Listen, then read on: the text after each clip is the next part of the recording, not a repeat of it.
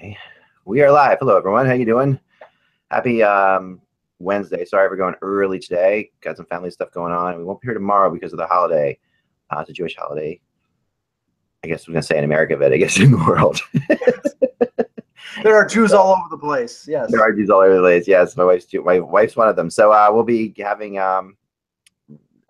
off tomorrow from the podcast, but then back on Friday. We're going to open up the chat room in YouTube for this show. So we're going to do some questions and do some other things. I have some things to talk about too, but I wanted to get into this question. So if you go to YouTube, you can actually see the chat room next to the right of our video here. So I'm going to do that now too. Let's bring up the chat room. You can open it up in its own room, its own box if you want to. That's kind of cool. And that's kind of cool. So if you have any questions, jump in the chat today. We'll be answering questions from the chat. Let me see if I can do this straight up in the thing here. Okay, cool. All right, so we're opening up the chat. Well, while you're doing that, I have to say the face-offs. Mike Babcock must be watching the Buzzcast because in his post-game remarks, yes, he said the same thing that I said yesterday about face-offs in street hockey. He said he mentioned like the 3 taps and face-off, that things are getting to be like that, and that nobody is happy with this. Nobody's had. They had a few more penalty calls yesterday. It's to the point of annoyance. I know Tyler Bozak, who's one of the better face-off guys in the league, was kicked out of the face-off circle more than he actually got to take a face-off.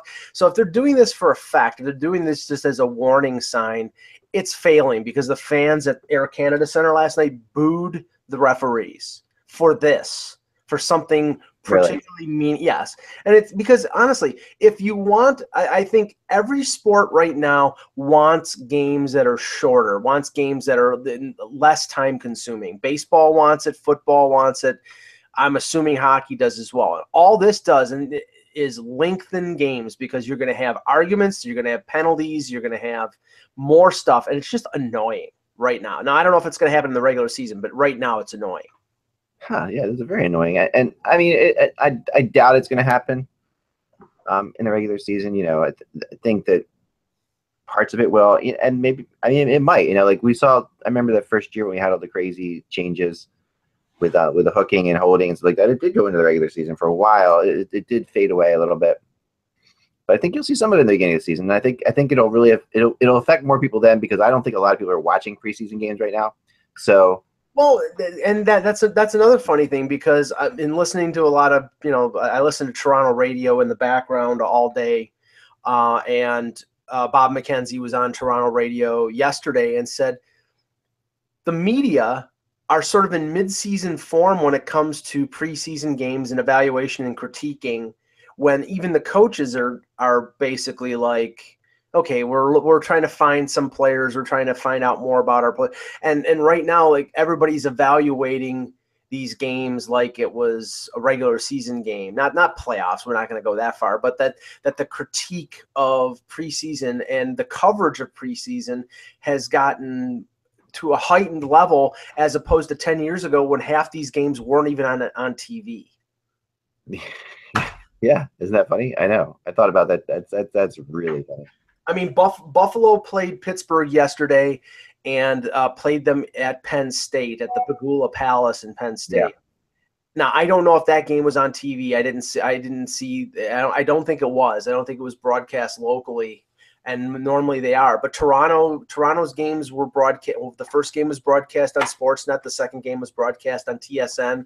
This is programming. They know people are going to watch it, in spite of the fact that they have 50 players in their roster, and half of these guys will be with the Marlies next year or next. Yeah, but I think for like fans of Hockey Buzz and people like, because you say Hockey Buzz fan, anybody who comes to this website year round, like you guys, like a lot of you guys do.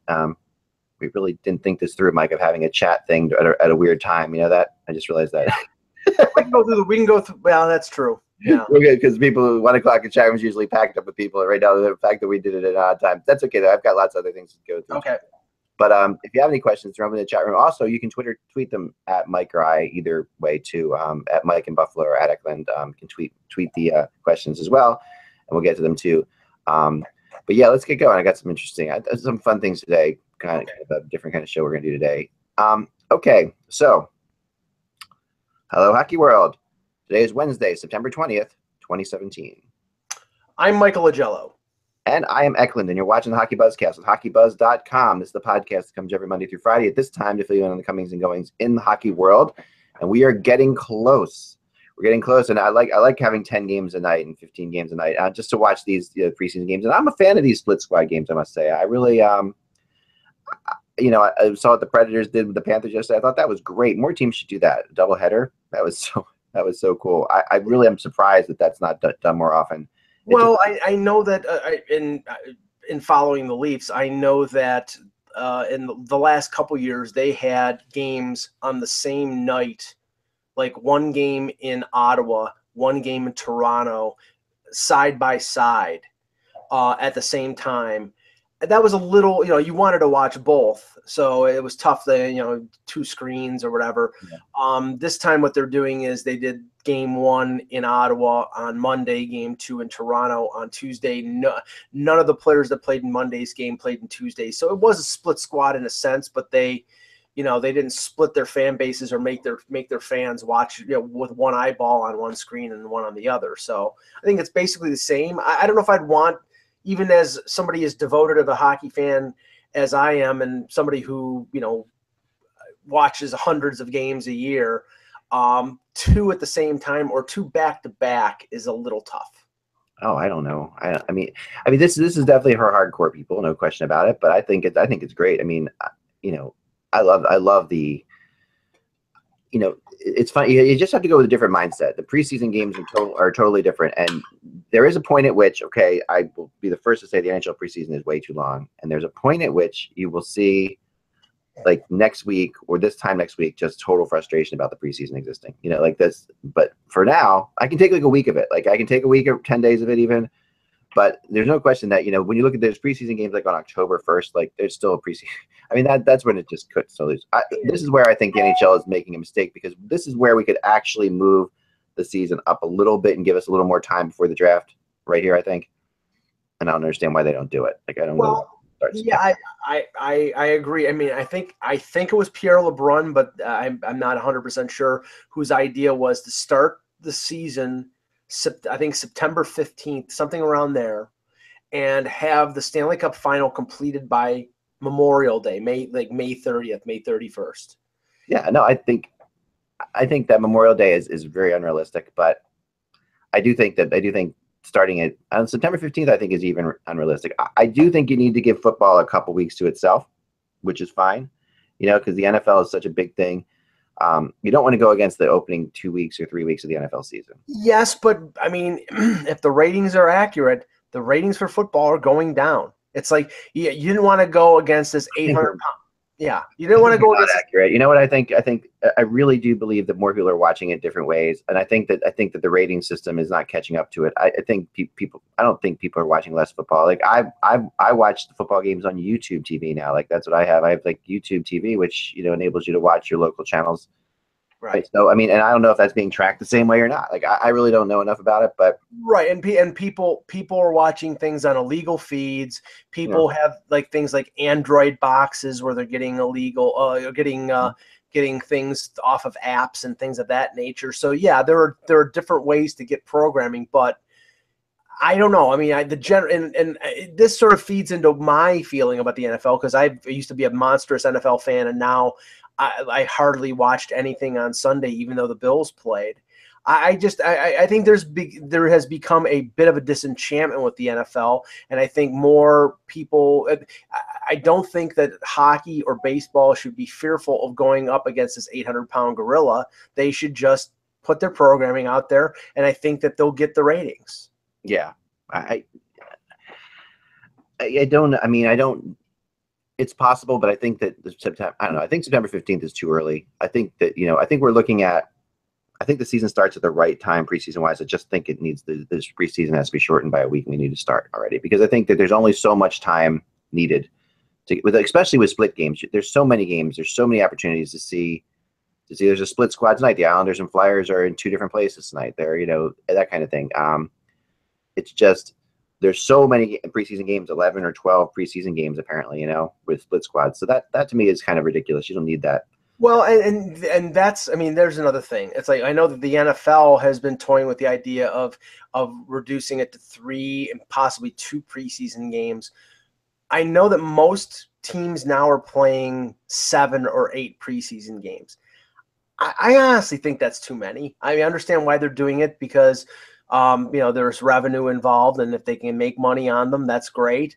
But you know, I think that you're risking. I mean, say, for example, a key player for some team like, you know, Jack Eichel with the Sabres, it was a practice last year. But what happens if he, you know, gets hurt in that last preseason game? How detrimental that is to a team's fortunes. To me, if you have less preseason games, the risk is less. And really, these coaches have an idea of who they want to play already. They determine it in scrimmages. Yeah, they do. Yeah, so I mean, I don't see a harm in having less preseason games, but I think I'm probably the exception to the rule. I think the NHL and the teams want these games so they make money, and I get that. They make money, but you know, you could do that a different way. And they play some games out of, you know, I mean, they make money, but at the same time, they'll go and play games that in different markets and not make money on them too. So I think that there's, you know, NHL makes money on that, I guess, and it's good to get different things, different situations. But I don't know. I think that we have to end quicker. The one thing we do have to do is we have to end quicker than we do. We can't the way this goes right up against the draft is really tough. I mean, it's a week. Maybe it's a week sometimes. Well, I mean, this is the thing. We're about the same age. We both remember a best of 7 series where, now say the playoffs started on Wednesday, which they usually do it now. The best of 7 series would go Wednesday, Thursday, Saturday, Sunday, the first 4 games. Yeah. Now it's Wednesday, Friday, Sunday, Tuesday. Yeah. A game in between. If that, sometimes, you know, sometimes there's another day in there, you know, it's like teams will have 2 days off in the middle. Somewhere. Right.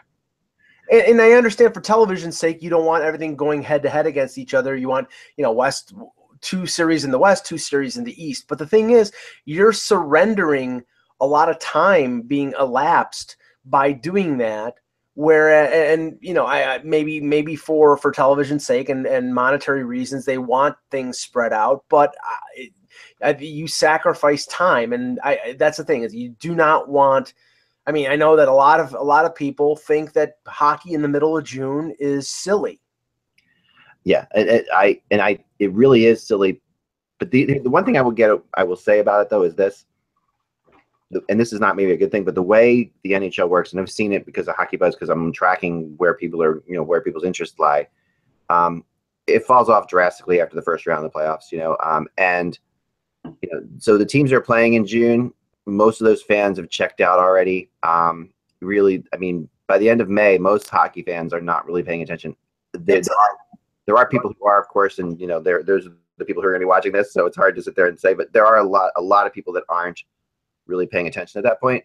Yeah, it's a look-in audience, is what it is. It is, and so therefore, you know. But I do remember. I mean, I remember the Stanley Cup being decided in May. I mean, that's how it was as a kid. That was when the Stanley Cup was decided. So I think that's fine.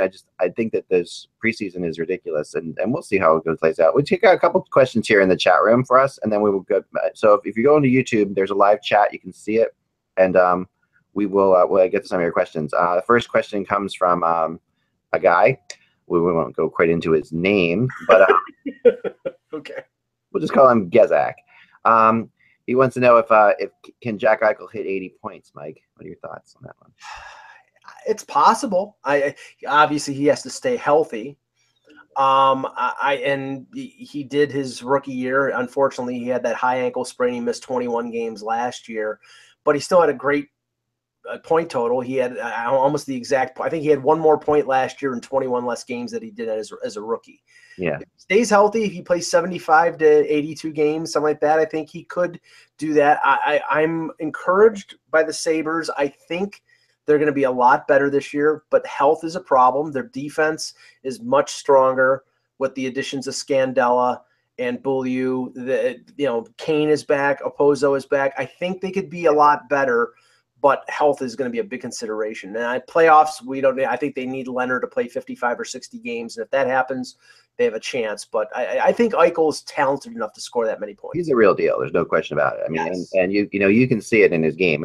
He has one of the longest sticks I've ever seen, too. It's fun. When you watch him play, I can't help but get by that. His length of his stick is just – and it's weird because he's very adept with such a long stick. Like, you know, when I was a kid, when they taught us how to play hockey, you use a shorter stick so you can stick handle better in close to your body and do things like that. And you know, Eichel's very good at stick handling with a long stick, which is really difficult. I can't remember which one of the shorter players in the league. I don't know if it was Marty St. Louis, who's now retired, but yeah, he had a long stick. He did. Yeah, him. And there's somebody who I think is still active. I don't know if it's Goudreau, but has an extremely long stick for being a shorter person. And it makes up for the fact that they don't have as long a reach. And that helps. Defensemen obviously use it a lot, which is fine. Like Provorov has a crazy long stick, so long that I've made fun of the way he carries his stick because it's just his back arm is up so high because his stick is so long that you'll notice it when Provorov skates. It's kind of an odd looking thing, but he's also really. I mean, this is definitely a common thing among younger players that you see that they're going to longer sticks. I just always found I used a really short stick when I played out. I was a goalie mostly, but when I played out, I used a really short stick because I found way more control with it. And I remember like Kenny Linsman and players like that I kind of looked up to back then had such long short sticks that they were like, you know, really quick and adept. His name is Adam, by the way. We'll go with Adam. Thanks, Adam. Another question from Adam, which is good, is could a team out of nowhere? But I finished thought Jack Eichel last year, by the way, the injury was such a terrible thing because I mean he was on to his way. And I thought that Jack Eichel was one of the best players at the World Cup of Hockey. I really thought he was incredible there. And I was just very impressed. And it wasn't like he put up huge numbers. It's just that he was very noticeable when he had the puck. And when you have that many skilled players on the ice at the same time and a guy sticks out to you, you know, he did stick out. And it wasn't, you know, it wasn't like I was looking for him to stick out. He just had a way of – he seems like he's a clutch player. He seems like he's a good player at key times. He has a little bit of like a – it's hard to put into words, but like a Mark Messier-ish type thing to his skating. He's got an unusual stride, but it reminds me of Messier more than anyone else. Like Messier was very upright when he skated too, like Eichel is. But he's very fast, so it doesn't really matter how unusual. Yeah, no, it's not. It's fine. But I like when players have their unique look. Like you know, like many players look the same in the NHL. I like when you know Ovechkin has his own look to him when he skates for sure.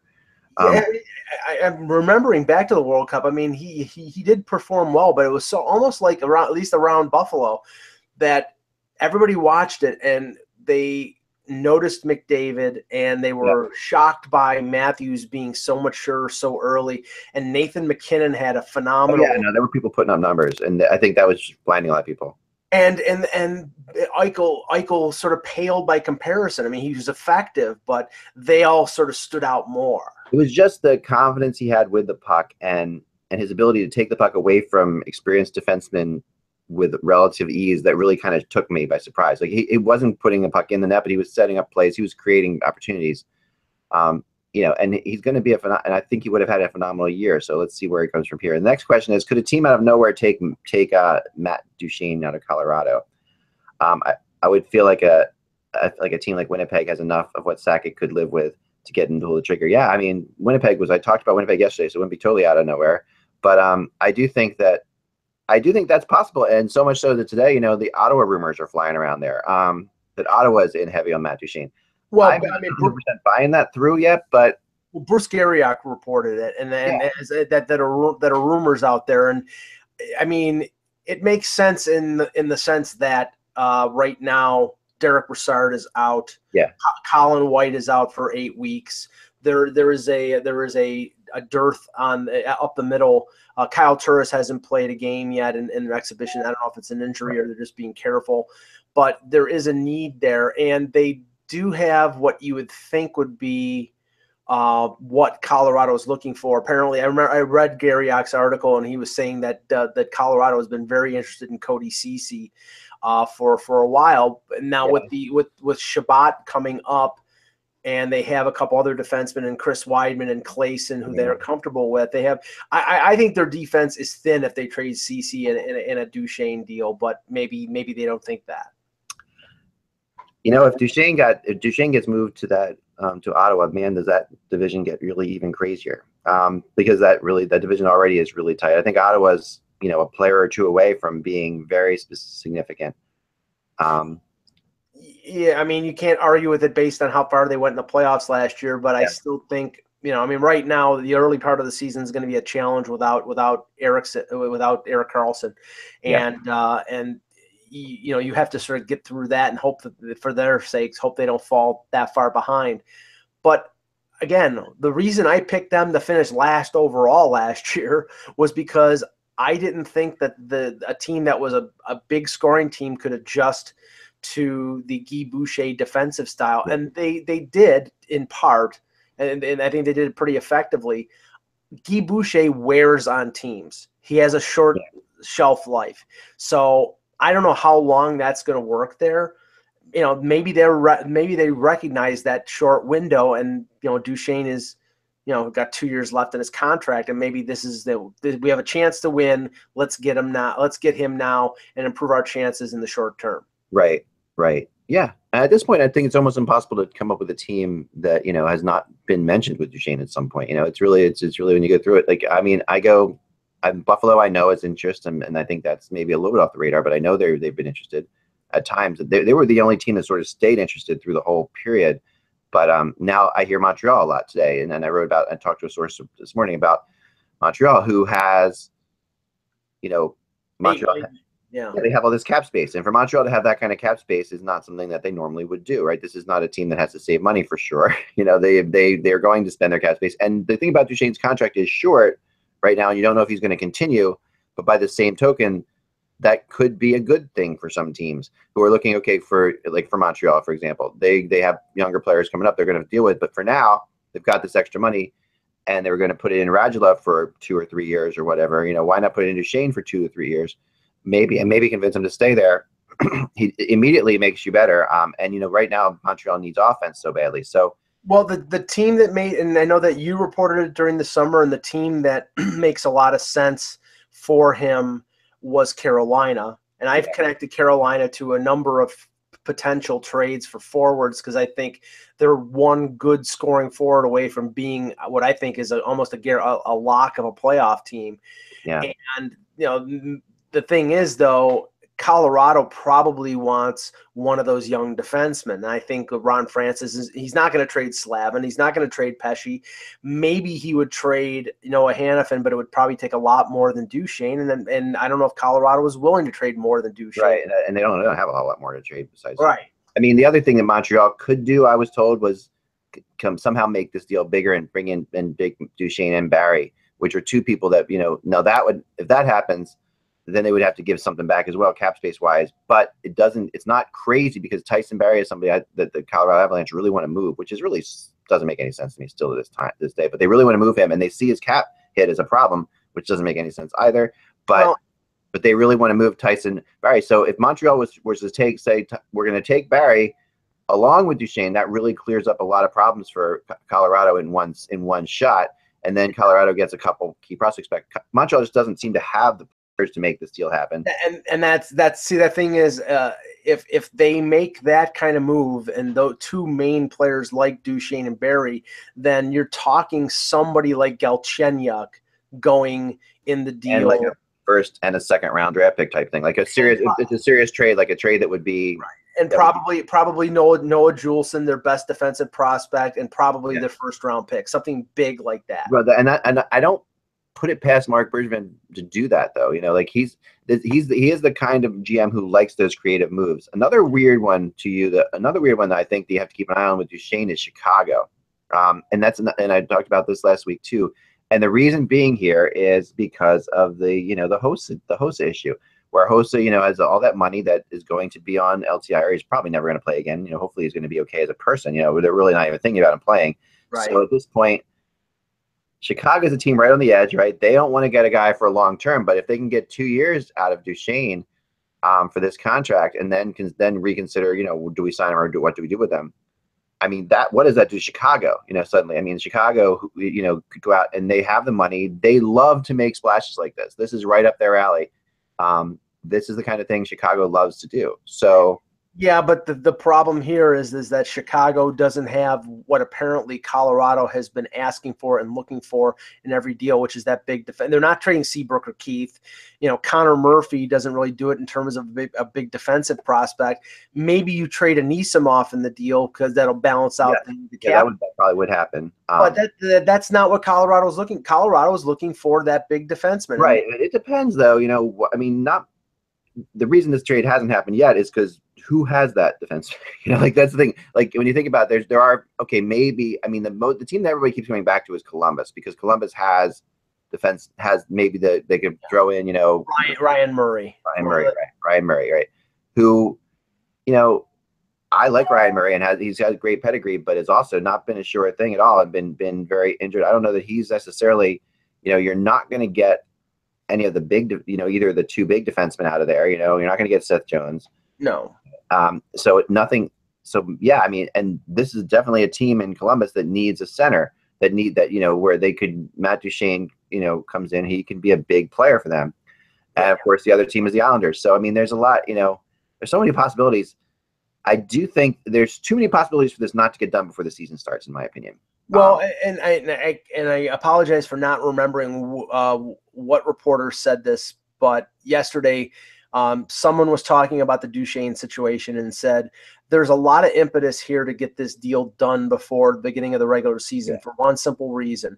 If he starts in the regular season and he plays terribly and he's forlorn about still being there, that's going to immediately lower the value even more for Joe Sakic. So it's probably beneficial for him to get the best deal that he can done before October the 4th and make the deal. Otherwise, if he starts off the season like he ended the season last year with, I think, 1 goal in 25 games, then you're not going to get even close to the type of offers you're getting right now for him. Yeah.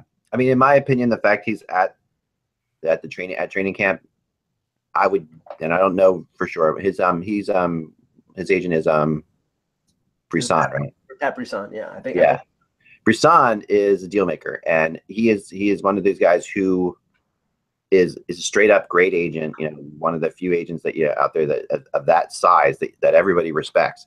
So, in my opinion, the fact that he's in camp means that Brisson and Sakic have been talking about this, and I would venture that Duchene's been told there's a good chance you're going to be dealt before the season starts, just from the words he's been saying too. Like just all the comments and everything like that, and for him to be there, I think that it would be hard to imagine that they wouldn't get it done. And this weekend or next weekend or this is the kind of thing that goes down on weekends and during this time of year. You could see this happening today or next Friday or. I think that it's getting close, and I really think that there's so many possibilities that it has to happen. I mean, at some point now, but what's going to have to happen for this to occur is going to be Sakic is going to have to change his asking price. He's going to have to, and it doesn't necessarily mean he's going to have to lower it. He's just going to have to change what he's looking for, because what he's looking for, I don't think exists out there beyond maybe Columbus. Or as far as the teams that are involved, Columbus, Carolina, and maybe one or two other teams. Yeah, but like you say, you're somewhere. Like, Murray might not be enough. Hannafin's too much, so there's really not like a. Yeah, if you're trading Murray in a deal for Duchene, you're probably going to have to throw a first-round pick or throw another good But the thing is Columbus has got a deep enough organization that they can afford to give up. And I'm not saying Pierre-Luc Dubois, but I'm saying, a Carlson or another good young player on top of Murray. Because honestly, the window for Columbus right now, who knows how long it is. Bobrovsky's only got, I believe, 2 years left in his contract. And then, maybe he's gone. Maybe he goes someplace else, and Korpisalo is your number one goaltender. I mean, the windows for most of these teams are short, and they have to take advantage of that. Yeah. I think that I would venture that they would be able to get him extended there, but I think the window for them is not as bad as many other teams. Put it that way.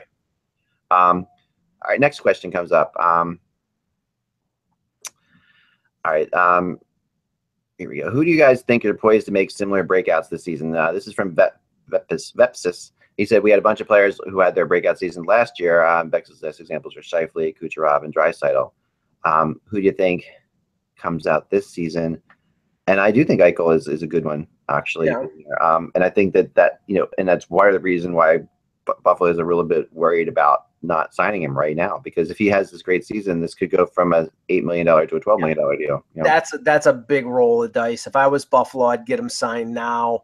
Give him a little extra now, because if he has the big year that the last questioner was, asking about, you're talking over 10 million. You're talking Kane Taves area, and that's they could stay under 10 if they sign him right now. Honestly, I think a guy who will bounce back after a bad sophomore year will be Dylan Larkin. I don't like Detroit. I don't think that they're going to be very good. I think they'll probably be one of the worst teams in the league. But I think Dylan Larkin will be back to probably 50 to 55 points after a bad sophomore year. So I think he'll bounce back. I think he's a pretty good player. Yeah, and I think I would say the same for Gostisbehere here in Philly. Like I think that's another one that I would say. I mean, he had a really rough sophomore year. He is much better than that. He was so dominant the year before. It depends on a lot on the coaching here. But I think Larson, I think Gostisbehere is a good one. And I do think, he also puts in here McKinnon, and I think that's possible as well. I mean, at some point McKinnon, he has to be more than he is now. The question is, there's such a situation there with that team. Yeah, the tough thing is though, if they do pull off a Duchene deal, that puts more pressure and more tension on McKinnon, in the sense that other teams will put their best checkers against him. At least with Duchene there, he's going to be on one line, McKinnon's going to be on the other line. It sort of splits things. Yeah. And that's going to be gone when Duchene is gone. So I don't know. Yeah, man, I don't either. I think that, I would, this might sound strange, but I have a feeling that you're going to see a really big year from John Tavares. And I know John Tavares is not necessarily a guy who's been, he's already had a breakout year. To say he's had a breakout year is not to say it, but I just have a feeling Tavares is going to have a monster season. I'll stick with the 2014 draft class. I think Sam Reinhart will bounce back. He actually had more points last year than he did the previous year, but his goal numbers dropped. And I think that was probably because I don't know how much he played with Eichel, but I know he played with Eichel more 2 years ago during their rookie years. But I think he's an excellent player, and I think he'll get more. I also think, and this is if you look, Aaron Ekblad had not a very good year last year. The question mark is the concussion issues. If that lingers, I mean, then you're going to have a guy who was a potential franchise cornerstone, akin to a Chris Pronger, being a shadow of his former self. I hope for hockey's sake that Ekblad, is healthy, because if he is, he's one of the best 5 defensemen in the NHL. Yeah, he is. He is one of the best 5 defensemen in the NHL. Next question, John Fitz, what did you think of Barzal and Patrick when the Isles played the Flyers? I saw one of these games live, so I can talk a little bit about Patrick more than I can Barzal. And Patrick it's funny because you're watching a rookie game, so you're seeing him play, and that players like Barzal, I really want to see what happens when he plays with super skilled guys, because a guy like that is so skilled that he has gotten used to playing against players at his age group, and that don't have, and there's such a big difference. I mean, you can talk about all you want about the best player taking the draft, but it's very rare that you get a McDavid or a Matthews who comes in and immediately looks like a best player in the NHL. I don't think you're going to see that with Patrick. I think that, and Patrick missed so much time with injuries. I really feel as if you're going to see him, I mean, Bill Meltzer put it really well that he's kind of getting his game back. And I think that you can see that. You can definitely know that he's in the right spot at the right time. And that's a big thing right there. You can also see that he's creative in his thinking, like a couple passes he banked off the boards, which are really, really good. You could see him looking for different kinds of plays. You can see him defensively looking pretty solid. He made a couple good defensive plays. There's parts of his game that are really good. But all of it's the game I saw was all a rookie game. So I really want to see him playing, on a line with the guy like Wayne Simmons or somebody like that, just where he can actually create something for that kind of a player. Well, I know in the case of Barzal, because I remember Russ and I talking, all of us talking about this last year, They played him 2 games. They played him scant minutes. They played him 4th line minutes. Right. I think he took a penalty and he was basically benched the rest of the game, and then he was sent back to his junior team. It all depends on whether he gets an opportunity, and I think Doug Weight is probably more open to giving him an opportunity than Jack Capuano was. I haven't seen any of the Islanders preseason, and I haven't heard any reports on Barzal, but there is such a wealth of talent with the Islanders, with Ho-Sang, with Beauvillier, with Del Cole, that he's going to really have to stand out to make the team, and maybe they think he's a better fit to start out in the American Hockey League, but he's a talent. Yeah. He's a really good talent. I think eventually he's going to be a good NHLer, but I just don't know if it's going to be right now. Yeah. Talking to people around the Islanders, they seem to think that he was better odds than not to make the team, but it's definitely, where I think Patrick's at like 60 or 70% to make the Flyers this year. Barzal's at like 50 to 60%.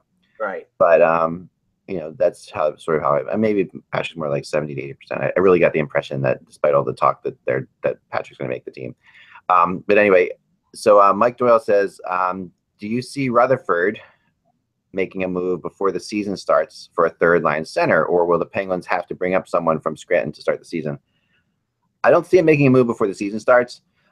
Just at this point, first of all, you're the Stanley Cup champions. You're this early part of the season doesn't mean much more than the preseason means to the Penguins. The Penguins are going to be in the playoffs. They're a good team. They're going to move along. I think this is a great time to bring up somebody from the Scranton to see what they can do, if you have to. And then, when you get into around, Thanksgiving, Christmas time here, and, Thanksgiving in the States not Thanksgiving in Canada. But, I think that around then you'll start to see if things aren't working out, right, that, that you're going to have to fill that spot that was vacated by Bonino, which is we talked about yesterday. But I think that, I think they'll go a little ways. Rutherford doesn't tend to make moves early in the year, especially when your team's going to make the playoffs and your team's the favorite to make the playoffs, if not win again. So I don't think there's a lot of pressure on Rutherford right now to make that move. No, I think he's playing with house money. And, what they have to hope for is obviously Crosby and Malkin to stay healthy early on. Maybe they get more ice time than they normally would since Bonino is not there. But we all know that American Thanksgiving is that line of demarcation where, teams who are playing badly, they start to look around and say, okay, maybe we'll make a trade then. They have some flexibility. They have some young players. There's a team out there like Vegas who will probably be shopping players from the very beginning of the year. So I think that they'll probably wait until the middle of the season to bolster themselves up the middle. But I'm sure his line is open, and he's and other GMs are probably offering players and seeing if they can get somebody off that roster. So I don't think it's going to happen before the season. I think it'll happen in the season. Yeah, I think it will happen in the season too. I don't think there's any reason. There's no real reason to not to do it right now, like I said. Next question, Mike, you can start with this one. Which forward will have the most goals, not including the regulars like Stamkos, Ovechkin, Crosby, the normal guys you would think of? Who do you think of? Who's some breakout goal scorers, essentially? I don't know about breakout goal scorers. Or will have the most goals, I guess. Well, I think, and this probably won't be popular with Toronto fans, I think that Austin Matthews may take a little bit of a step back this year because I think the focus on him is going to be, from other teams, they're going to put up their best defensive line, their best pairing against him and Nylander, and maybe the offense will be a little more. So I think he'll score in the 30s rather than the 40s. Patrick Laine is probably going to, I think, he could score over 40 goals. I think that it's tough to stop him. He's especially in the power play, his shot is just, it's impossible. So I think he's going to have a big year.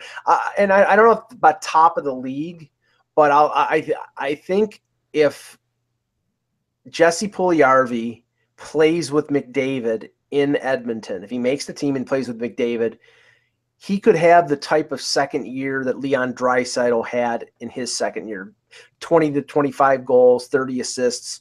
It all depends on who plays with McDavid. If, like, say, Ryan Strome plays with McDavid, he could have a big year. But I think that they're going to stay away from putting Draisaitl with McDavid because that's going to put all their eggs in one basket. I think Draisaitl will be the number 2 center, McDavid will be the number 1, and whoever plays the wing with McDavid will be the beneficiary. Yeah, those are good names. I'll go a little bit off the board a little bit. A couple players that had seasons last year that I don't think really got mentioned or really thought about that much, but Jeff Skinner had an unbelievable year last year.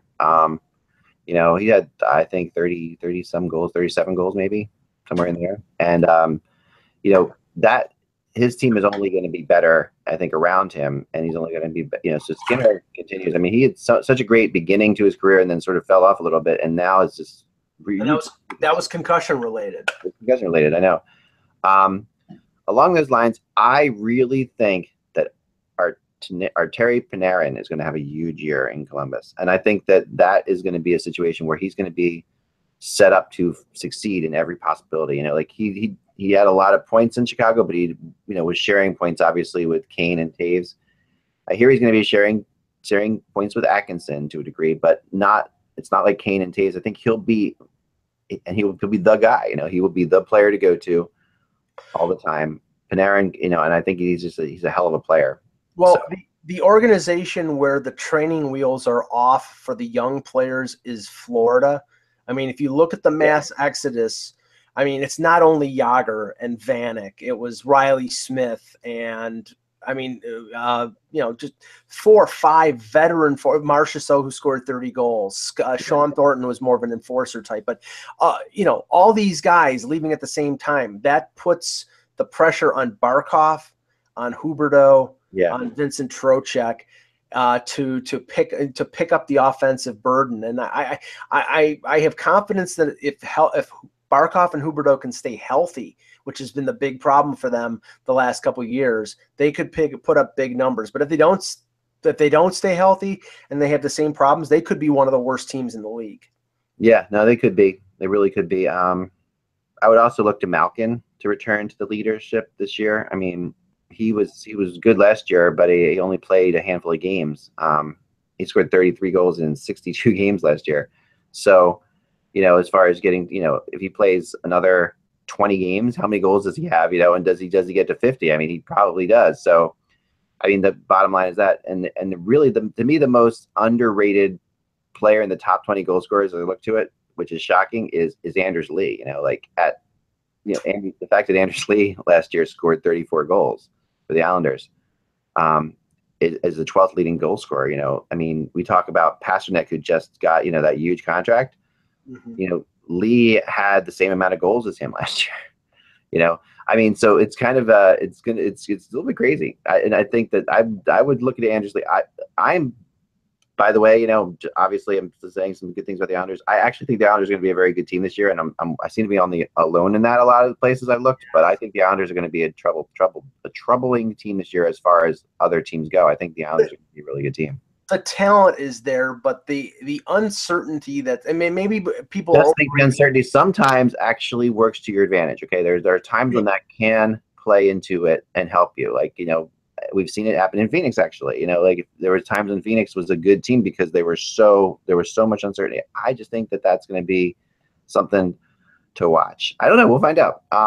The odds of Mark Bergevin being fired this season are not very good. Not in season. Unless, let's just say this: what would have to happen for Montreal to fire Bergevin would basically be a season like the Avalanche had last year, to be just completely incompetent, for Drouin to be a complete bust. That can't happen when you have Carey Price, though. Right, exactly. Oh, and but the thing is, what if Carey Price goes down? Now he skated. Michel Therrien skated on the fact that Price was hurt and they had a bad year. It was like that was the excuse, and they said, okay, you're not at fault because Price got hurt. If it happens again and they can't at least be respectable, then I think that people will say that this team is flawed and then his job is in jeopardy. But that would have to be like everything falling into place in a negative way for him to lose his job. If he does lose his job, it'll probably be after the season, and the season will have been a disaster. But yeah, I don't know I don't know how possible that is. I don't think very. A couple more here before we get out here. Troy Lombard, will you be at the preseason game tonight in Allentown? Unfortunately, I won't be. This is the first time I missed that Allentown game. I love going to it. Got a thing with my son, but I really enjoy it. It's a great building. It's a great arena. It's a small arena, really loud and fun. So and the Flyers play down just because apparently that's the only team they play in the preseason anymore. All right, Matt Boss, how bad is the situation in Detroit? Are they a bottom 5 team this season? Yes. Mike thinks they are a bottom 5 team. I think, well, first of all, I think they're a bottom 5. Well, their goaltending is erratic. Mrazek has talent, but last year had a goals against over 3 and a save percentage just over 900. Jimmy Howard had a great year, but he only played, I think, 25, 26 games. I don't know if he is healthy enough or durable enough to play 55 to 60 like a normal number one. Their defense is old and decrepit. And like Mike Green could be the most sought after trade piece at the deadline if they do collapse, because he's at the end of his contract. He's still effective offensively. I like some of their young forwards. I like Mantha. Svechnikov could make the team. Nyquist has to step it up. I like Dylan Larkin a lot, but I don't think they're going to get past the defense being a problem and the goaltending issues. So I don't, and they're in a very, very tough division. So I don't know who in that division they beat out. I don't see anybody that they do beat out in the division. Yeah, I mean, I think they could beat out Florida, depending on how Florida does, like you said. But, but I think that's probably about it. At some point, Boston falls off a little bit. So yeah, as flawed as Florida's goaltending is, I think it's a better situation than Detroit's. Florida's got Luongo and Reimer, and you've got Mrazek and Howard in Detroit. And I like Florida's defense more than I like Detroit's. That's why I would rate them a little ahead. Yeah, I mean, for a lot of last year, they were very competitive. So, and they did have a really fall off year by Larkin, who he needs to play better, as you said. So, if Larkin plays a little bit better, I just don't think they're a bottom 5 team yet. I think they're not. I don't think they're a playoff team, but I think that when I look at you got to start with Vegas. You have to go to I think Colorado, Arizona. Well, Arizona, I'm not so sure about anymore. Yeah, I mean that might be good, but it's hard to say. Vancouver's there. I think there's some other teams too that I really am not as high on as some people are. I think that like when I look through this, I really think that LA is going to fall off a little bit this year. Let's just say if they're not bottom 5, they're bottom 7. Yeah, that's good. I could say that for sure. But yeah, I think that there's going to be. I mean, they definitely are taking a step backwards for sure. They're going in the wrong direction. They have to get. They still have to get their big guys signed. That's not signed. They have to get at NSCU, signed. They have to get that done. They will. Yeah, I mean, but the thing is, right now with NSCU is a secondary player. I mean, he's a good young player, and he's going to improve. But Zetterberg is over 35. Franz Nielsen is a good player, but not a great player that they spent big money on.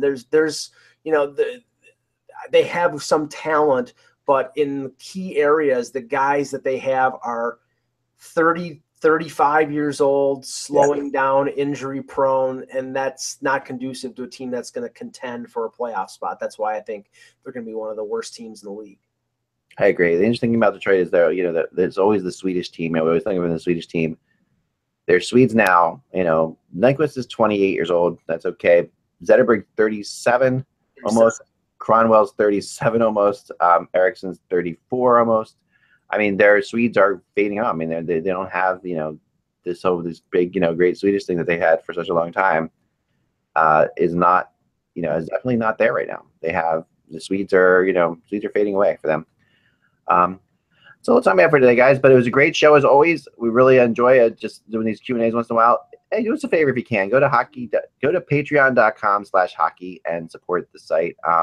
You can, support the podcast. It really helps us a lot, and more of you are doing it all the time, which is really nice. Patreon.com/hockey. There you can donate like $1 a month or $5 a month. Some are doing $10 a month. Somebody did that the other day. It's just really wonderful. It just really helps us a lot. Helps us keep the show going. Helps us make it better. And helps us, to plan for some more interesting things. And remember, we go all year long, so we try to stay here for you guys all year, Monday through Friday. So we can talk hockey at some point, maybe help you through your day a little bit. So if you find any value in it at all, patreon.com/hockey. And we'd really appreciate it. So we'll talk to you tomorrow. Actually, we won't talk to you tomorrow. We'll be off tomorrow. Friday, we'll be back. Remember, without the buzz, it is just hockey. We will talk to you then.